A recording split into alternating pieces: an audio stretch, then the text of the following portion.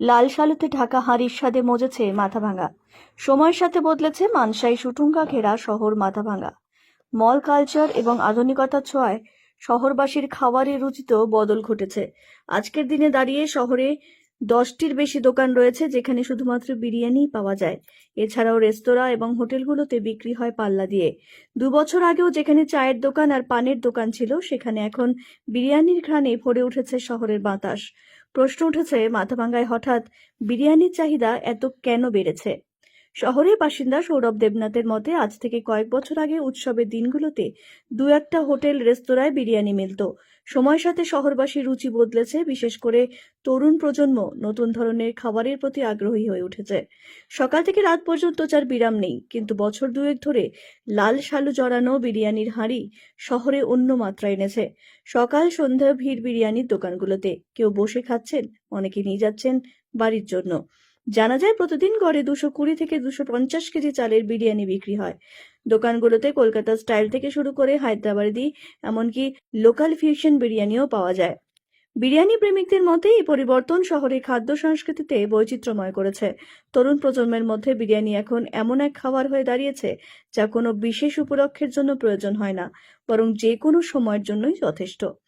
এতে কি রং মেশানো হচ্ছে বা উপকরণগুলো ঠিক দেয়া হচ্ছে কিনা তার নিয়মিত তদারকিও দরকার। রেস্তোরাঁ মালিকদের অবশ্য দাবি তাদের ফুড লাইসেন্স রয়েছে। বিরিয়ানির প্রতি শহরবাসীর প্রেম যেভাবে বাড়ছে, তাতে তারা এই নিয়ে কতটা সজাগ সে সন্দেহ থেকেই যায়।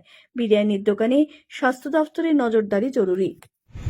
বিগত ধরুন মোটামুটি 4-5 বছর আগে আমরা যেটা বিরিয়ানিটা দেখতে পেতাম, সেটা হচ্ছে আমাদের যে কোনো উৎসবে, ধরুন দুর্গাপূজা, কালী পুজো, আরো যে কোনো অনুষ্ঠানেই আমরা কিন্তু বিরিয়ানিটা দেখা পেতাম এবং সেই সময়ই আমরা ওটা স্বাদ উপভোগ করতে পারতাম।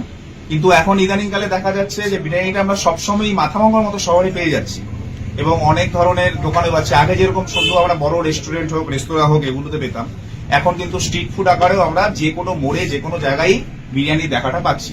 সেটাও হয়তো একটা ব্যাপার যে মানুষের মধ্যে এটা একটা আপগ্রেড হয়েছে, যে বিরিয়ানিটা যাতে সবসময় তারা পাচ্ছে। সে বক্তব্য এটাই যে বিগত 2-1 বছর ধরে আমরা দেখতে পাচ্ছি যে মাথাভাঙাতে বিশেষ করে সবার মধ্যেই, বিশেষ করে ইয়ং জেনারেশনের মধ্যে বিরিয়ানির প্রতি একটা আলাদা একটা প্রবণতা দেখা যাচ্ছে। সেটার কারণ হচ্ছে এটা একটা আপডেটের যুগ চলে এসছে সবার মধ্যে, একটা স্মার্ট যুগ। আর আমাদের এখানে কমিউনিকেশনটাও খুব ভালো হচ্ছে, ইদানিং সবাই বাইরে যাচ্ছে, সেখানেও দেখছে বিরিয়ানিটা খুব প্রচলন আছে। সেজন্য হয়তো এখানেও একটা আলাদা স্বাদ উপভোগ করার জন্য তারা ঝেপে আসছে। আর তারপরেও হচ্ছে যে এখানে একটা জিনিস, যেমন সবাই এখন স্মার্টফোন ইউজ করে, সেখানেও দেখতে পারে যে কোন খাবারটা চট করে আমরা পেতে পারি।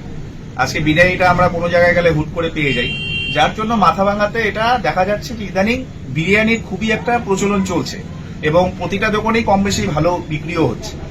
তো এটার বক্তব্য এটাই, এটা আমাদেরও একটা ভালো লাগছে যে আমরা একটা আপডেটের মধ্যে যাচ্ছি।